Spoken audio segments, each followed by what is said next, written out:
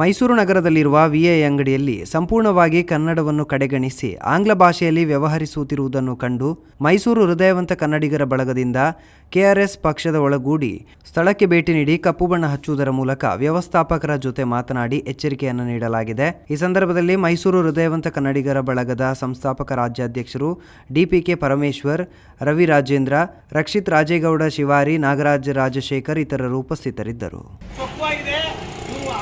ವ್ಯಾಪಾರ ಅಭಿವೃದ್ಧಿ ಆಗಲಿ, ಮೇಲ್ದರ್ಜೆಗೆ ಹೋಗ್ಲಿ, ಆದ್ರೆ ಇವರು ಕನ್ನಡವನ್ನ ಕಡೆಗಣಿಸಿದ್ರಲ್ಲ ನಮ್ಗೆ ಎಷ್ಟು ನೋವಾಗುತ್ತೆ. ಯೋಚನೆ ಮಾಡಿ. ಇವ್ರು ಹೇಳ್ತಾರೆ ಸರ್ ಇದು ಕಂಪ್ನಿ, ಆ ಕಂಪ್ನಿ ಜನ್ಮಕ್ಕೆ ಬೆಂಕಿ ಹಾಕ. ಎಲ್ಲಿದ್ದಾರಲ್ಲ ನೀವೆಲ್ಲ ಕಂಪ್ನಿಯವರು, ಎಷ್ಟು ಕೋಟಿ ಮಡಗಿದಾರಲ್ಲ ನೀವು.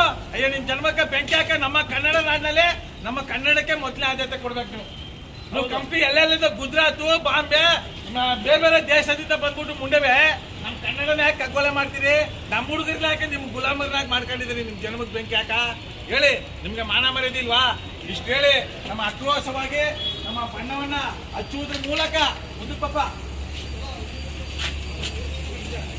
ಎಚ್ಚರಿಕೆ ಗಂಟೆ, ಇದು ಎಚ್ಚರಿಕೆ ಗಂಟೆ, ಗೊತ್ತಾಯ್ತಾ? ಏನು ವಿಐ ಅನ್ನೋ ಒಂದು ಕಂಪ್ನಿಗೆ ನಾವು ಬಂದಿದ್ವಿ. ನಾವು ಇಲ್ಲೇ ಆರೋಮ ಬೇಕರಿ ಭೇಟಿ ಕೊಟ್ಟಂತ ಸಂದರ್ಭದಲ್ಲಿ ಪಕ್ಕದಲ್ಲಿ ಒಂದು ಅಂಗಡಿ ಚಿಕ್ಕದಾಗಿ ಚೊಕ್ಕವಾಗಿದೆ. ಇವ್ರು ವ್ಯಾಪಾರ ಮಾಡ್ತಾರೆ. ಇವ್ರ ವ್ಯಾಪಾರಕ್ಕೆ ನಮ್ದು ಯಾವುದೇ ರೀತಿ ಅಡಚಣೆ ಇಲ್ಲ. ಯಾಕೆ ಅಂದ್ರೆ ವ್ಯಾಪಾರ ಮಾಡ್ಲಿ, ಹಣ ಹಾಕ್ತಾರೆ, ವ್ಯಾಪಾರ ಆಗ್ಲಿ. ಆ ತಾಯಿ ನಾಡದೇವತೆ ಜಗನ್ಮಾತೆ ಇವ್ರ ಐಶು ಆರೋಗ್ಯ ಭಾಗ್ಯ ಕೊಟ್ಟು ಇವ್ರ ಅಭಿವೃದ್ಧಿ ಆಗ್ಲಿ.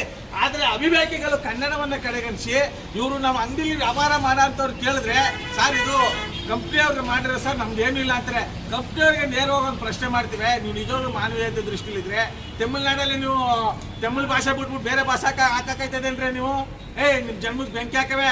ನಮ್ಮ ನಾಡಿನಲ್ಲಿ ಇರತಕ್ಕಂಥ ರಾಜಕಾರಣಿಗಳು, ಅಧಿಕಾರಿಗಳು ಅವಿವೇಕಿ ತಂದಿಂದ ನೀವು ಅದ್ವಸ್ತು ಮೀರಿ ನೀವು ಕನ್ನಡ ವಿರೋಧಿ ಚಟುವಟಿಕೆ ಮಾಡ್ತಾ ಇದ್ರಿ.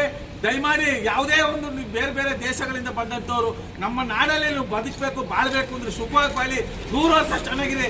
ಕನ್ನಡವನ್ನ ಕಡೆಗಣಿಸಿದ್ರೆ ನಮ್ಮ ಮೈಸೂರು ಹೃದಯವಂತ ಕನ್ನಡಿಗರ ಬಳಗ, ಕೆಆರ್ಎಸ್ ಪಕ್ಷ, ಕನ್ನಡ ಅಂಬೆ ರಕ್ಷಣಾ ವೇದಿಕೆ ಸುಮ್ಮನೆ ಬಿಡಲ್ಲ.